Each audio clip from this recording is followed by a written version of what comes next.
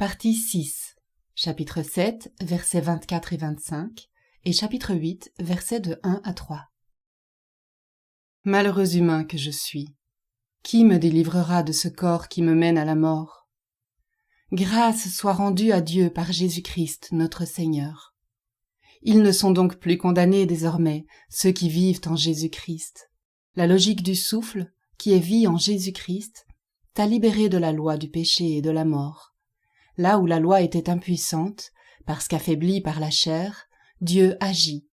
En envoyant son Fils, fait d'une chair soumise au péché semblable à la nôtre, pour nous éclairer sur le péché, il condamna le péché dans la chair.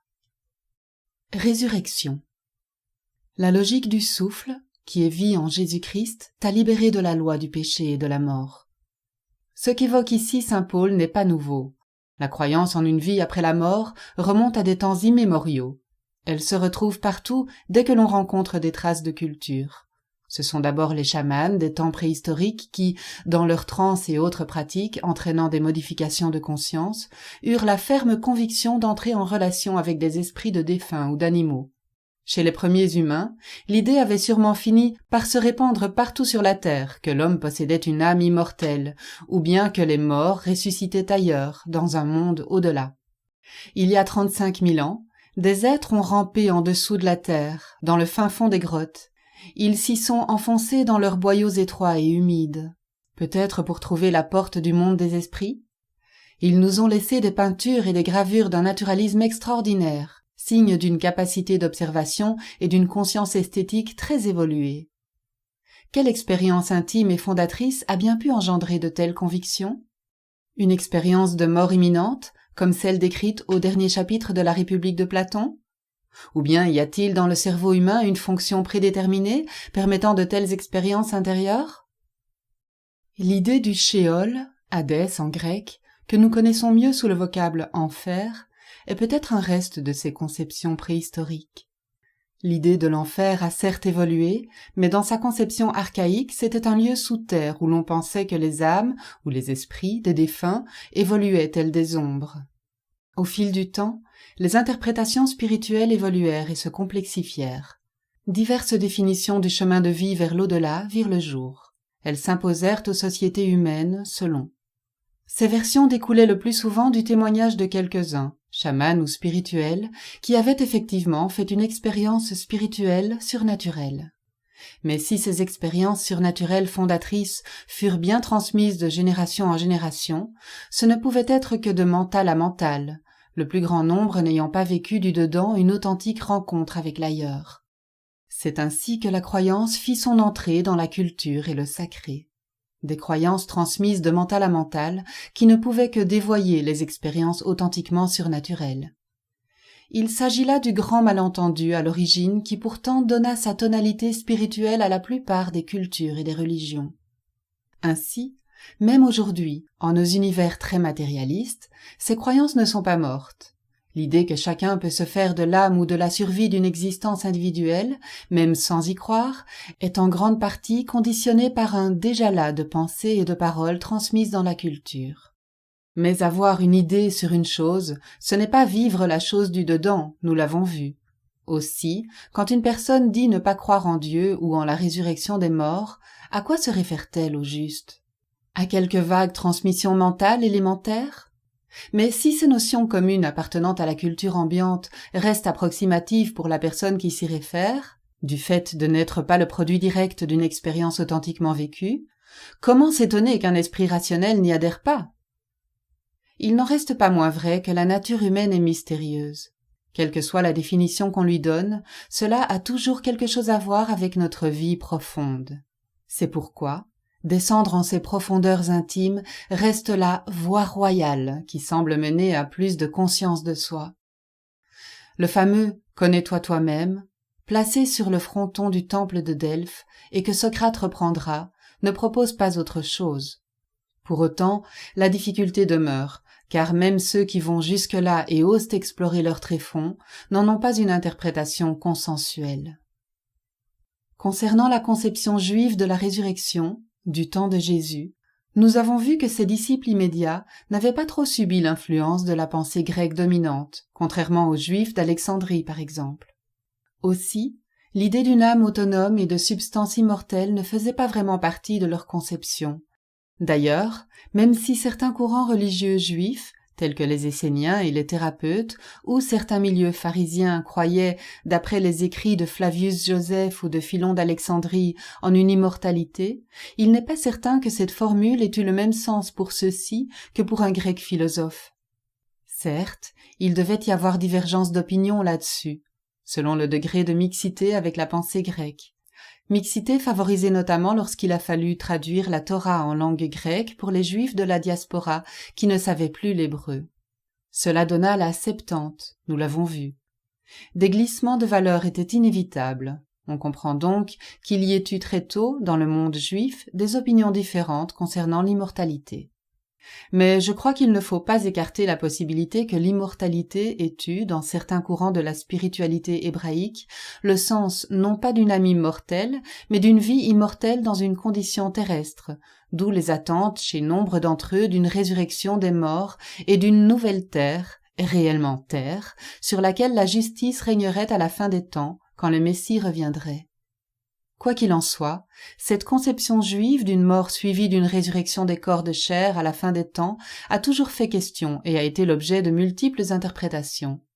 Bref, il y avait et il y a encore des divergences d'opinion là-dessus qui ont été et sont encore à l'origine de bien des querelles. Conflits sur des représentations dont même le credo garde la trace.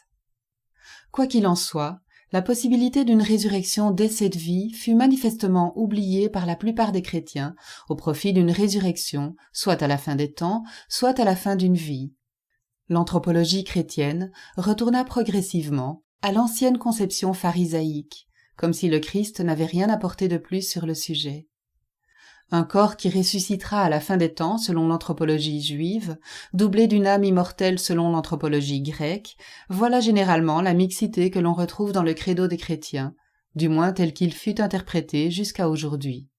Mais si la résurrection ici et maintenant est une réalité qui était enseignée par Jésus, il doit bien en rester des traces dans les Écritures, et les apôtres ont dû l'évoquer en leur évangile ou dans leurs lettres. Nous irons les chercher. Dès à présent, nous pouvons affirmer que Paul évoque bien dans plusieurs lettres une résurrection effective dès cette vie. Mais qu'a-t-il bien pu se passer pour qu'il envisage l'opération d'une résurrection ici et maintenant, affectant notre existence terrestre ? Une résurrection dès cette vie est bien réelle, qu'il ne faudrait pas trop rapidement mettre dans la rubrique des métaphores ? Nous verrons qu'il ne cessa d'en témoigner. Nous verrons que ce qu'il en dit dans ses lettres montre qu'il l'avait expérimenté en son corps de chair. Il ne fait aucun doute qu'il s'attacha à rendre compte d'une opération qui le débordait. De la première illumination christique qui le traversa sur le chemin de Damas et jusque dans les étapes avancées d'un relèvement coïncidant en lui avec un dévoilement de la pensée du Christ, il n'aura cesse de témoigner de l'opération de l'énergie divine. Et quand il y répondra par des œuvres, ce seront des actions conformes, non à son vouloir, mais à la volonté de son Seigneur, le Christ vivant. Nous y reviendrons. Qu'importe tout ceci, diront certains. N'est-ce pas sous la pression de cette inacceptable fatalité qu'est la mort que de tout temps les hommes ont tenté d'en atténuer le caractère tragique en attribuant au corps périssable une âme immortelle en relation avec le monde des esprits ou des divinités ou bien en fantasmant une résurrection ? Tout ceci n'est qu'illusion ou superstition. Heureusement aujourd'hui, il y a l'esprit de la science. Mais il apparaît aux témoins singuliers, il est bien placé pour le savoir, que cette lecture propre à notre époque n'est qu'une opinion de plus, opinion faite d'axiomes dominants, mais repliée sur elle-même et refusant a priori toute confrontation avec ce qui pourrait absolument faire office d'inouï, comme par exemple les témoignages des personnes ayant fait une EMI, car les entendre réellement ne pourrait que perturber ces certitudes fondées sur ces axiomes dominants. Or l'axiome n'est pas l'axial, qu'il soit dominant dans une culture ou pas, non seulement il ne peut être démontré, mais il ne relève rien d'essentiel sur l'essentiel de l'entre-nous humain. Il en a peur même, car pour aller dans ces contrées, il nous faut quitter nos référentiels. Ainsi, comme toute opinion ou croyance, Une telle posture, au nom même de la raison, risque de se tenir en un refus significatif. En effet, tout axiome ayant un fondement fragile rechigne à être confronté à du tout autre. C'est ainsi que des témoignages étranges, souvent qualifiés trop vite de subjectifs ou de farfelus, bien qu'authentiquement vécus et confirmés par beaucoup d'autres vécus identiques, sont écartés comme relevant de l'irrecevable. Pourtant, ce qui bouleverse nos évidences et nos certitudes ne relève pas forcément de l'absurde ou de l'impossible.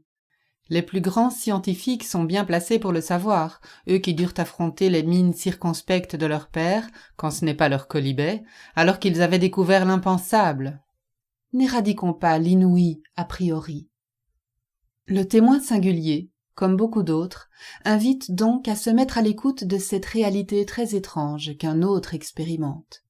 Or, se mettre en cette disposition d'esprit, c'est d'abord ouvrir un plus grand espace à notre conscience. Mais c'est aussi accepter de ne pas avoir la maîtrise sur l'intériorité de l'autre humain. C'est reconnaître que nous n'en avons qu'une idée depuis l'extérieur, seulement une idée à partir de préjugés transmis par notre culture propre. Et c'est vouloir demeurer résolument ouvert.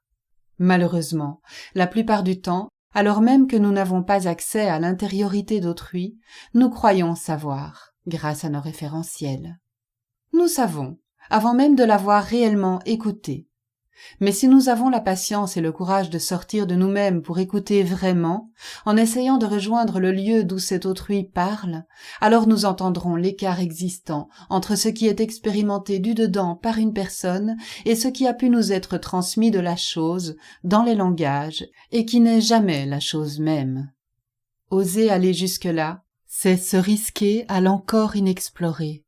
C'est prendre le risque d'errer hors des sentiers spacieux et sécurisés que nous offraient nos savoirs, peut-être objectifs, mais assurément réducteurs. Aller jusque-là, c'est commencer d'entendre l'immensité du réel et l'étendue du malentendu entre humains, mais aussi de soi à soi. Nous sommes donc invités non seulement à nous faire plus humbles, mais à réentendre ce que nous croyons savoir ou croyons avoir compris. C'est en définitive invitation à écouter, si possible, par-delà notre crédible disponible. En cette disposition d'esprit, nous serons peut-être en mesure de respecter, voire de soutenir chez tout autrui la part qui nous est inaccessible, et en nous-mêmes la part encore ignorée. Mais impossible de capter ce qui est essentiel pour autrui, l'important étant que chacun fasse fructifier son domaine en s'efforçant de faire sincèrement la vérité de sa vérité provisoire, ce qui demande d'être en constante ouverture dialectique, accueil et recul, partage et critique, ce qui demande d'avoir cette conscience vive que chacun n'est que le reflet d'une toute petite portion de l'immense réel, une petite portion de réel à partager. Comprendre cela, c'est apporter sa contribution à la constitution d'un grand puzzle qui ne demande qu'à se dévoiler. L'éveil individuel est à l'écoute des autres et de l'autre. Tout témoin ayant expérimenté en sa chair et son esprit l'opération de la parole de vie, sait que cette parole incarnée dans le Jésus historique ne peut mentir. Il lui a été dévoilé que ce qu'elle annonce dans l'intériorité d'un humain, elle l'accomplit. La parole christique est performative. Tout apôtre de l'Évangile le comprend ou en est témoin après coup. Il l'annoncera d'expérience désormais. Jésus est authentiquement porteur en sa chair de cette parole et de cette énergie qui, parce qu'elles se partagent en amont de toute représentation, sauve, donne de quoi vivre, de quoi sortir des guerres entre nous ou de l'enfermer entre moi et moi, mais surtout donne de quoi vivre d'éternité et d'immensité.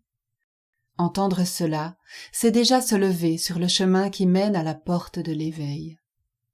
Entendre cela, c'est déjà avoir part à la parole sans forme et sans représentation qui circule en amont de l'entre-nous à l'en-nous, et de l'en-nous à l'entre-nous, tel un souffle. Entendre cela, c'est déjà avoir part à une résurrection relationnelle. Foi et délivrance. Les Grecs antiques considérait en général que la condition de l'homme terrestre était marquée par une déchéance. L'âme qui habitait un corps humain était une âme déchue parce que tombée dans un corps périssable et haïssable. Platon lui-même envisagea le corps comme étant le tombeau de l'âme. Or, cette conception platonicienne a tellement servi de filtre aux lecteurs de saint Paul à travers les siècles qu'ils perdirent de vue le rôle primordial du corps de chair, alors qu'il était pourtant destiné à une régénération selon l'Évangile. En milieu chrétien, vivre en joie dans son corps de chair finit par devenir synonyme d'une existence pécheresse. Contenir les élans et les pulsions d'un corps de chair, supposé inapte à la vie spirituelle et foyer de toutes sortes de vices, devint l'obsession des pénitences et mortifications, par exemple. Vue sous cet angle, la chair ne pouvait qu'empêcher les âmes de prendre toute leur dimension spirituelle. Il fallait s'en débarrasser, d'une façon ou d'une autre. Sauf que, nous l'avons vu, il n'y a pas de moi ni de vie particulière, âme, sans corps de chair. C'est un tout indissociable. Sans corps de chair, point d'existence à régénérer. Quand Paul évoque ce corps qui mène à la mort, il ne s'agit donc pas pour lui de mépriser le corps.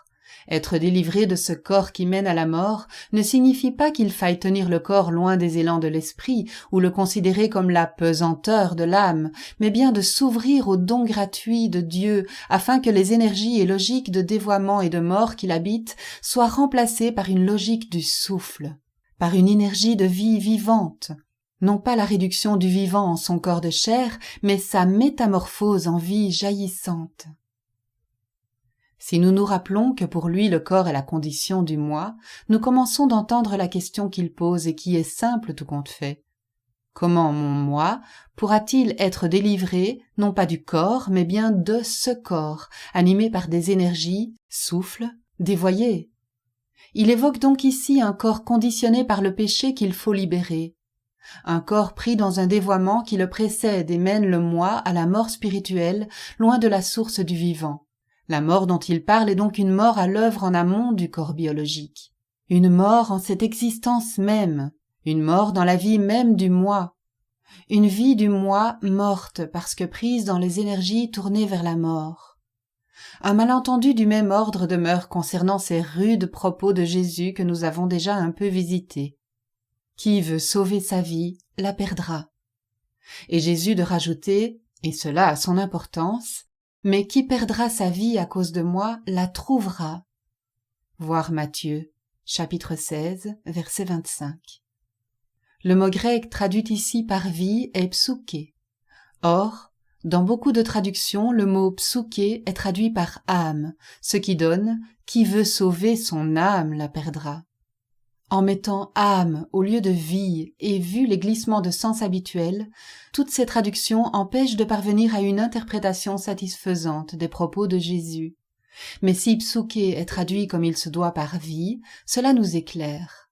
Perdre sa vie, c'est perdre son existence psychophysique tournée vers la mort.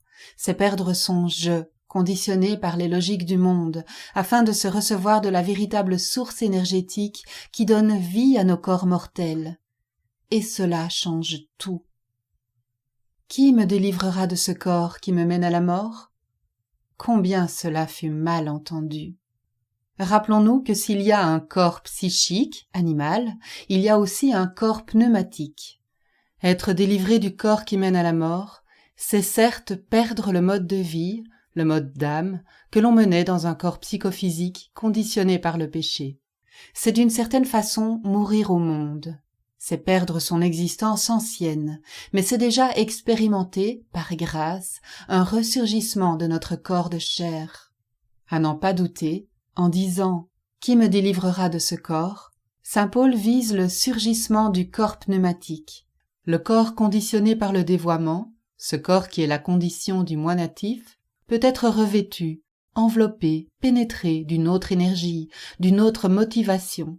Que le corps et l'âme soient délivrés des énergies et des logiques mondaines dévoyées, et le moi trouvera la vie, même s'il est appelé à une mort psychique pour renaître spirituellement.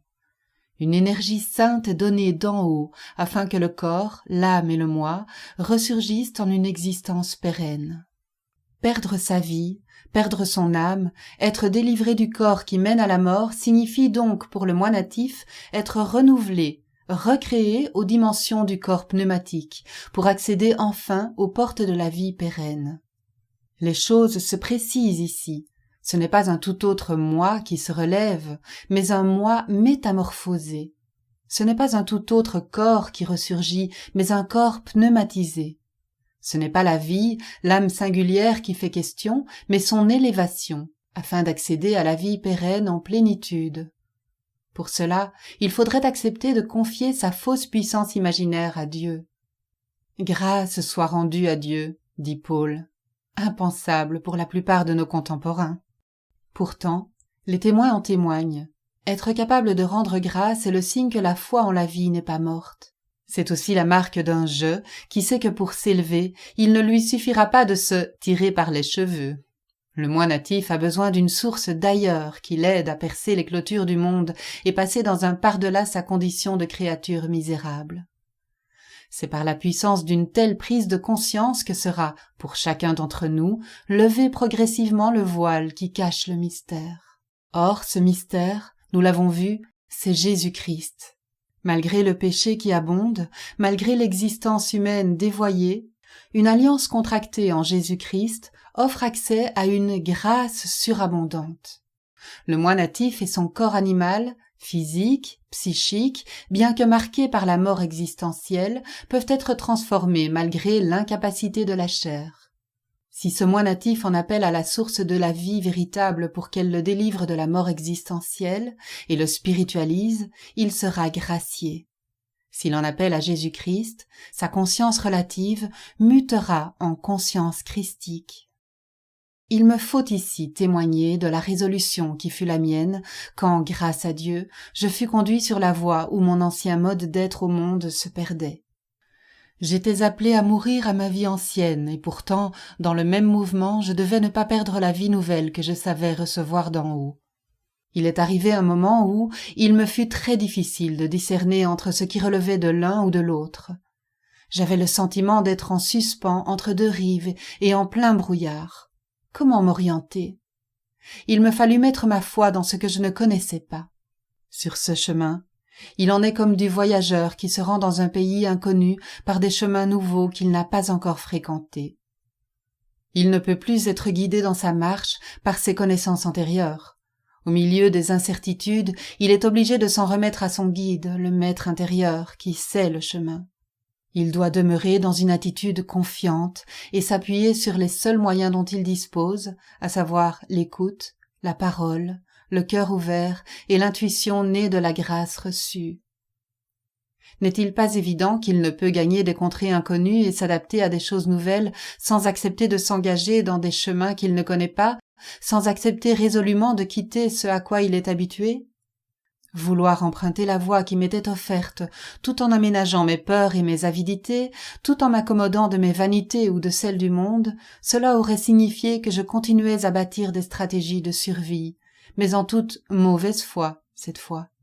Mais cela aurait compromis sérieusement la possibilité de passer et d'advenir à la vie à laquelle je savais être appelé.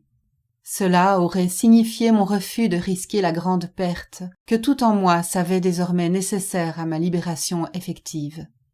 Je ne dis pas que je n'ai pas eu peur de faire le pas dans le vide de l'entre-deux-rives.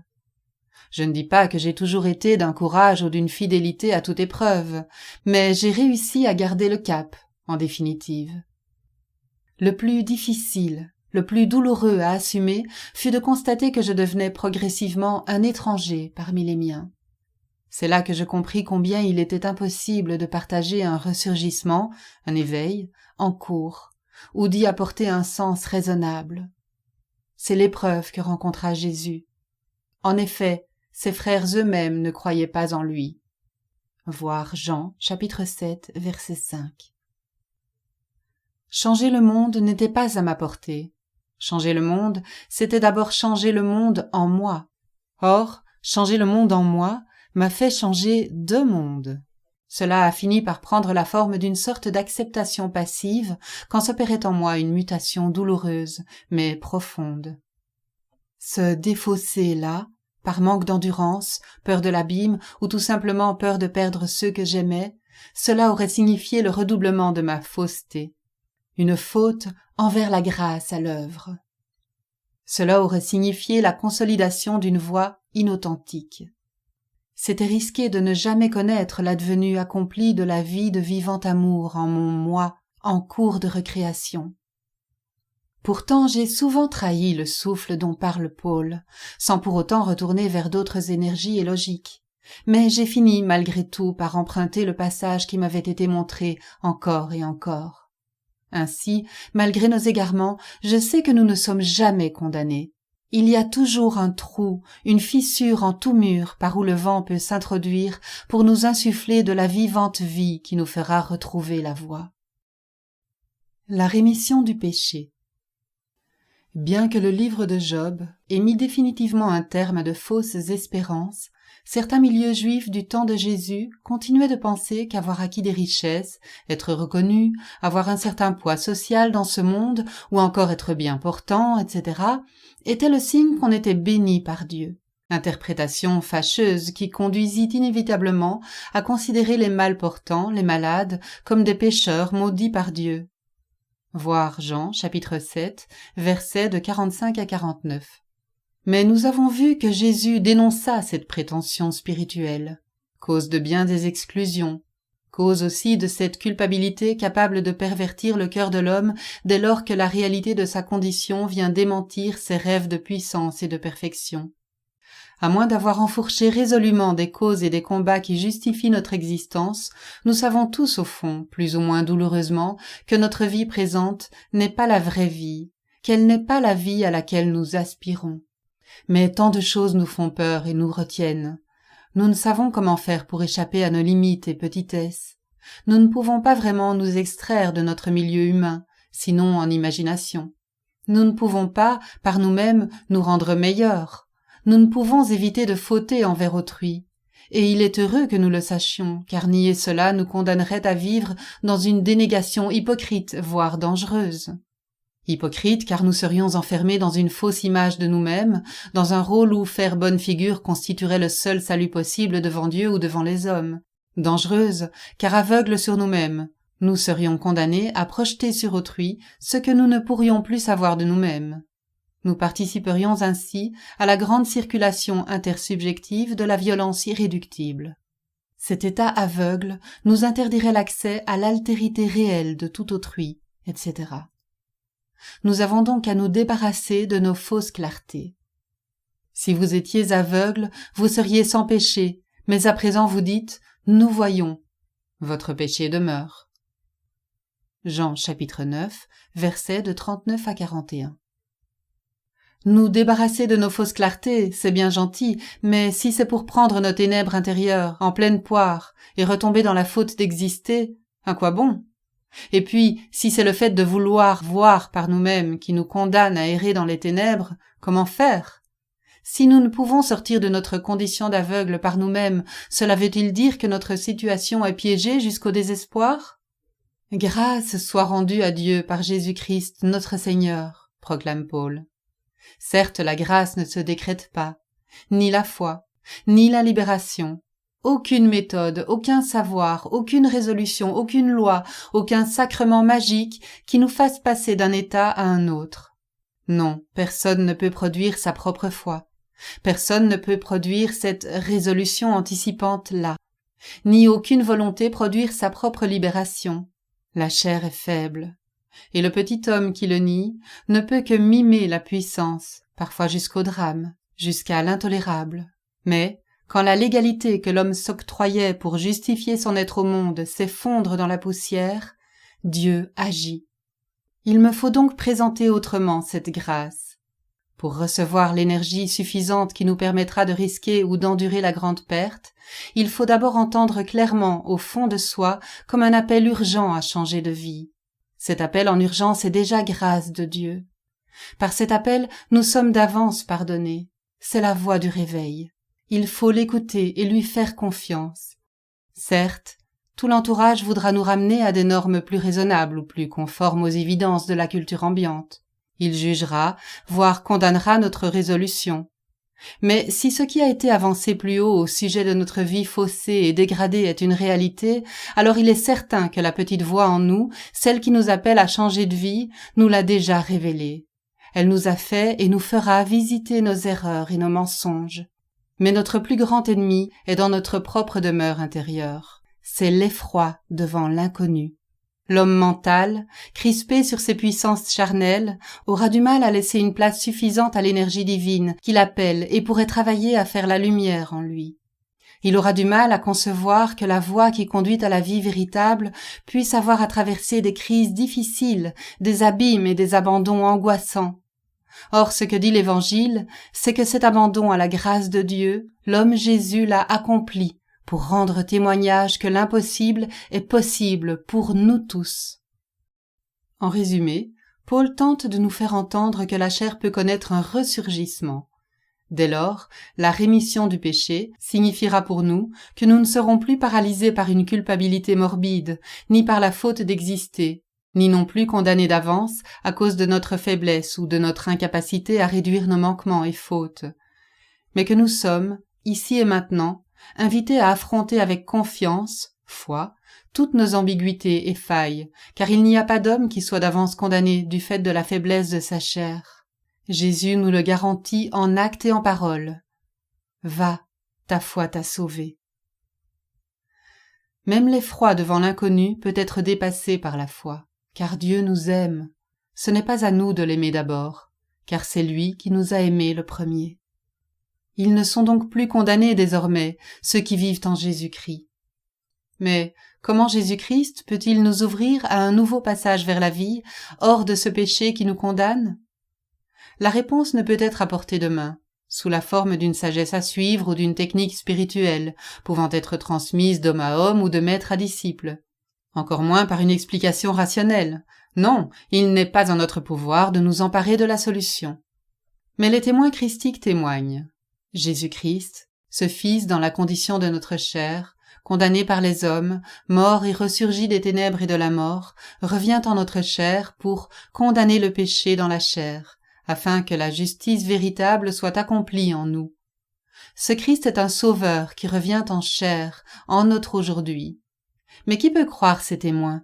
Car, comme le dit saint Jean dans sa 2e lettre, verset 7, beaucoup d'imposteurs se sont répandus dans le monde, qui ne professent pas Jésus-Christ venant en chair. Bible Hostie. Remarque adressée aux théologiens. Cette déclaration de saint Jean ne se rapporte pas à l'incarnation du Logos ou du Christ en ce Fils de l'homme que fut Jésus, mais témoigne assurément du Christ Jésus ressuscité, venant habiter la chair des fils et filles de l'homme que nous sommes tous. Jean ne parle pas ici de l'incarnation du Logos ou du Christ dans la chair de l'homme Jésus, car lui faire dire que Jésus-Christ est venu en Jésus n'aurait aucun sens. Saint Jean évoque bien ici le retour du Christ dans la chair des hommes, afin de les conformer à lui, sans intermédiaire, avant toute représentation, image ou concept. Je renvoie ici à ce qui a été dit sur l'Évêde. Professons-nous Jésus-Christ venant en chair ? Nous reviendrons sur l'action du souffle du Christ ou du Paraclète. Rémission, cela a à voir avec remède, et qui dit remède dit guérison. Cette guérison advient dans la relation que j'entretiens avec ce Fils de l'homme que je sais déjà éternellement vivant en moi. Ce Fils est lui-même source de vie, car en lui, la parole n'est pas compromise avec la mort et la destruction. Si je m'efforce d'entendre la parole de ce Fils s'incarnant en moi en tant que maître intérieur, si je l'entends depuis le lieu où elle me parle, depuis là où elle est sortie à l'origine, à savoir la source de toute vie vivante, et la laisse métamorphoser ma chair, alors elle fait disparaître en moi la faute d'exister et le dévoiement qui me travaillait au corps et sournoisement m'obsédait, au point de me rendre prisonnier d'une pesanteur insurmontable. S'il y a une culpabilité positive qui est la marque d'une personnalité responsable pour autrui, il existe aussi une culpabilité perverse qui jouit de la faute au point de rendre l'homme meurtrier de lui-même, puis des autres, en toute inconscience. Voilà pourquoi Jésus le Christ invitait ses auditeurs à interroger la qualité de leur relation aux autres, afin qu'ils soient confrontés aux fruits réels de leur parole. Pour lui, la parole est action. Il en va de même pour nous aujourd'hui quand nous entendons sa voix. Elle nous montre le chemin et nous pousse, par amour, à faire advenir à la conscience nos mensonges et nos meurtres. Sa voix se fait lumière vigilante à chaque fois qu'il y a lien ou relation à autrui. Dieu a envoyé son Fils pour nous éclairer, affirme Paul. Cela signifie que l'horreur est regardée en face. Cela n'est possible que parce que la rémission de la faute d'exister est effective chez les témoins du Christ Sauveur. Nous sommes là bien loin de l'image que l'on se fait du croyant crédule et abruti, ayant besoin qu'on lui dise ce qu'il doit penser et croire. Mais nous le savons, quelles que soient nos motivations les plus élevées, si nous comptons sur la seule prise de conscience de notre moi natif pour sortir de nos aveuglements, la mort sera toujours gagnante contre Narcisse pris au piège de ses apparitions en miroir. La libération ne peut être donnée que d'un ailleurs de notre condition. Cela est justice, car nous ne sommes pas égaux en capacité mentale ou psychique. Certains partent de très bas dans l'en bas, mais tous, sans exception, nous avons fait l'expérience, plus ou moins avouée, plus ou moins conscientisée, que notre seule bonne volonté est incapable de transfigurer notre rapport illusionné aux objets du monde. Et même si par nos propres efforts, nous nous sommes un peu transformés ou déplacés, une bonne part de nos actes, voire de nos œuvres, continuera de refléter le dévoiement inconscient qui incline nos psychismes. Or, la rémission effective du péché que le Christ ressuscité offre à la vie du moi natif, de toute personne qui a foi en ce don, a pour fonction, entre autres, non seulement d'éviter, en situation et en réaction, ressentiment, des enroulements narcissiques pris dans la douleur démobilisatrice de n'être pas à la hauteur, mais de le libérer de scénarios sans cesse rejoués. La rémission du péché n'a rien à voir avec une espèce de permissivité que l'élection autoriserait. Tout au contraire, ce serait plutôt comme si l'insignifiance du moi ayant été amoureusement éclairée par la lumière divine, il en résultait une volonté humaine remise entre les mains amoureuses de Dieu, afin d'autoriser l'advenue d'une puissance de transformation nouvelle. Une puissance donnée à l'homme, mais libérée de la volonté de bien faire et des prétentions de l'ego. Cette puissance divine offre au moi natif de vivre ses propres failles hors du jugement, hors de toute condamnation. Plus de projection de ce côté-là, puisque le moi ne se juge plus lui-même indigne d'être né. Certains, à l'encontre de mes propos, penseront peut-être que notre époque produit des humains plutôt satisfaits d'eux-mêmes, sérieusement égocentrés ou égoïstes, comptant uniquement sur leurs aptitudes propres. Ils penseront peut-être que mes propos portant sur la faute d'exister de nos contemporains sont inopportuns, tant la culpabilité et l'humilité morbide semblent avoir déserté l'Occident. Pourtant, je suis assez certain d'une chose, c'est que l'orgueil et les prétentions du moi natif ne sont en réalité qu'une forme de surcompensation face à la faute d'exister. Cet abîme sans fond. Récapitulons. Il est dit dans Jean chapitre 1 verset 29 que Jésus est l'agneau de Dieu qui ôte le péché du monde. L'agneau de Dieu ne fait pas que dénoncer le péché. Il ôte son pouvoir meurtrier au dévoiement, afin que nous retrouvions la voie qui aurait dû être la nôtre. Il arrache sa puissance cachée au dévoiement, en dévoilant, à l'homme qui cherche Dieu et sa justice, le mensonge qui fausse ses rapports et ses relations dans le monde.